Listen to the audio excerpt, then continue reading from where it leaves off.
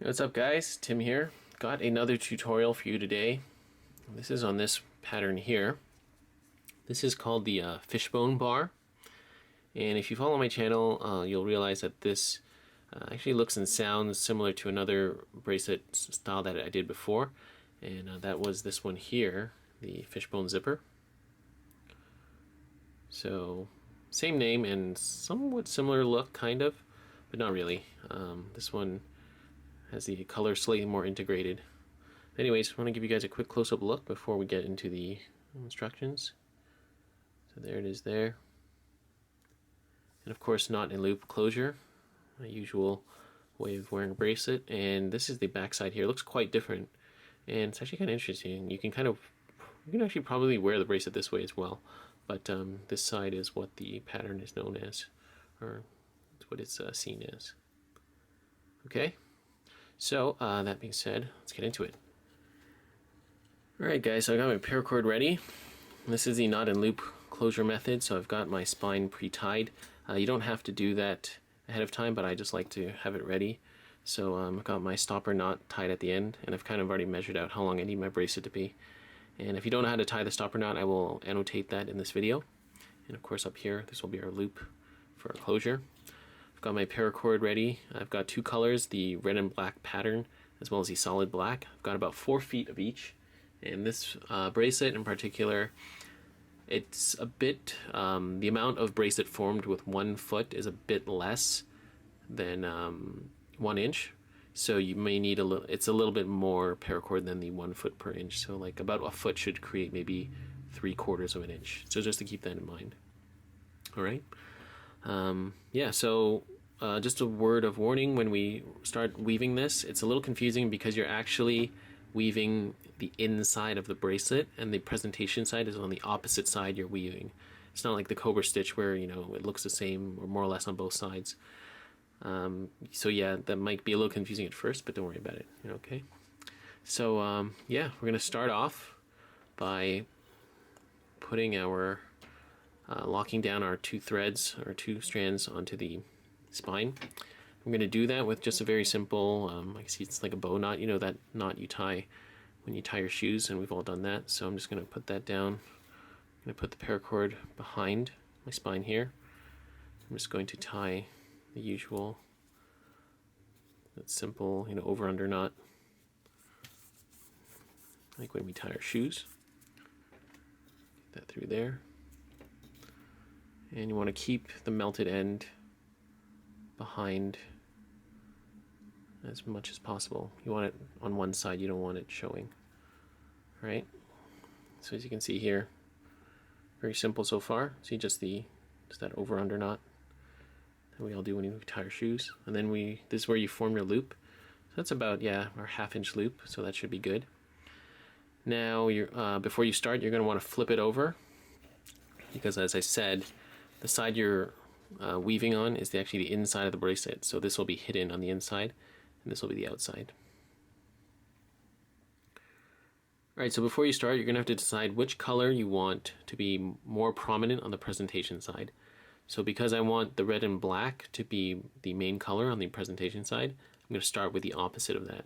So I want black mainly on the inside, and then the black and red mainly on the outside. I know that's a little confusing, but you'll see why in a sec. Alright, so we're going to start off. It's very similar to the cobra stitch. We're going to take our black, I'm going to lay it across the spine like that, and then we're going to put it over the black and red like this, as you can see. But now from here, we're going to grab the red, bring it to the outside, over top, like that. And then we're going to take that black and red and put it through the loop we created on this side, like that. Okay? And then we're going to pull and cinch closed. So this one I may have to play with every now and then just to get it right. Don't worry about it. Alright, so this is where it should be now. So then we're going to do the same thing going back the other way. So again, black over the main spine there, over the red. I'm going to grab the red, go around the black again. Like that. This will get easier as the strands get shorter. And then we're going to take that red, put it through the loop we just created. All right? And then we're going to cinch that shut.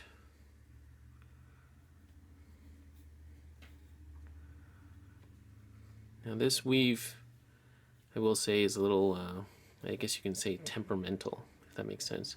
You'll see why in a second. Now at this point you want to make sure your loop is the right size, because you can still adjust. Okay, so this is where you should be now. This is the inside, remember guys?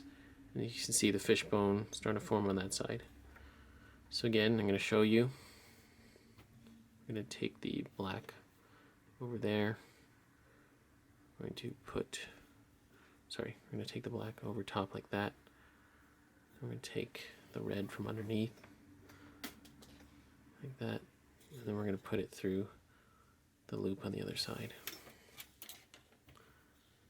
So this is what the pattern you should be forming now on the inside.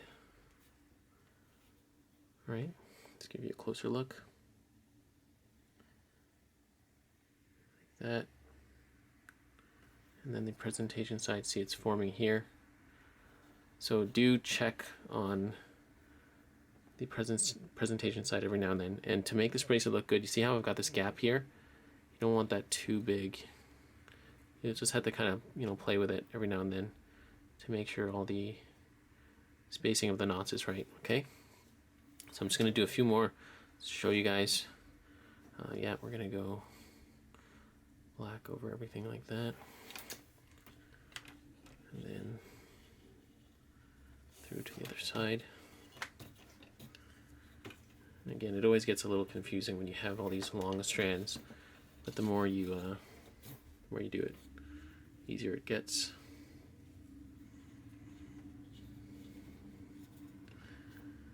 All right. So you see sometimes like you'll pull it tight and it's not. There's a bit of a gap there. That means you need to just kind of tug on this side here like that and just cinch out the excess and get those knots all to line up. That way you'll have a nice looking bracelet. Alright, so I think that's a good 4 loops that I did, and we're gonna just continue weaving all the way down to the bottom end, and then we'll show you how to finish it off. Alright guys, I'm done. I've woven enough of my fishbone bar. And you could just cut off the excess and snip and singe the ends here, but I noticed if you do that, it seems like a rather abrupt end to the bracelet. So what I'm actually going to do is tie a cobra stitch. I know I didn't do one up here, but I realized just, you know, to finish it off, it seemed like the best way to do it, and also it looked pretty nice too. So yeah, I'm going to finish that off with a cobra stitch. So we'll just do black over, like just the usual same Solomon / cobra stitch we always do. I'm going to do that, pull it tight so it's nice and secure, and see now it kind of tapers back down to, you know, slightly less thickness, so the end of the bracelet isn't so abrupt, and it looks pretty decent too. It kind of matches up. Alright, so I'm just going to snip and singe off my excess paracord, and I'm going to do that to my stopper knot as well, and I will be finished. Alright guys, and we're done. I've snipped and singed off the excess paracord there. And here's the presentation side. That's the side you'll be wearing face out, and there's the back side. I mean, you could wear this, you know, reversible too. I think it has quite a nice pattern as well on the inside. But of course, this is the fishbone bar here on this side. And again, here it is next to the fishbone zipper.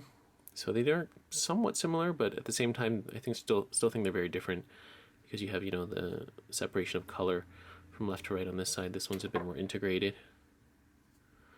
All right. So yeah, I hope I've explained everything in a clear and concise fashion. If you guys have any questions or issues, please feel free to leave a comment down below. If you have any questions, more than happy to help you out. And I will annotate any related tutorials as well at the end of this video, as well as in the description. Okay, so thank you for watching, guys, and stay tuned for more paracord tutorial videos.